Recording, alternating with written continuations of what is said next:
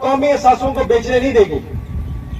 ہم یہ سمجھتے ہیں کہ یہ قومی اثاثے ہیں اور اس پر پہلا حق ہماری قوم کا اپنا ہے, یہاں کے مزدوروں کا ہے.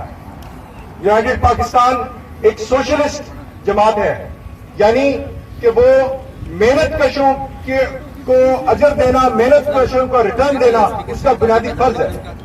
تو اس لیے ہم اس پرائیویٹائزیشن کے کلیتاً خلاف ہیں اور آج یہ احتجاج پر ہیں.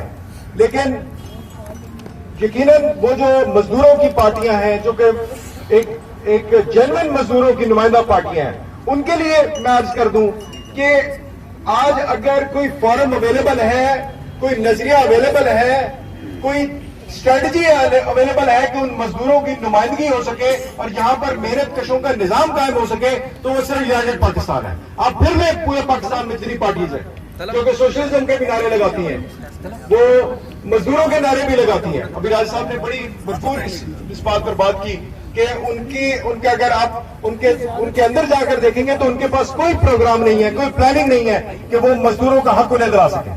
تو یہ یونائٹڈ پاکستان ہی ہے جو کہ پاکستان کے اندر مزدوروں کی اصل نمائندہ جماعت ہے.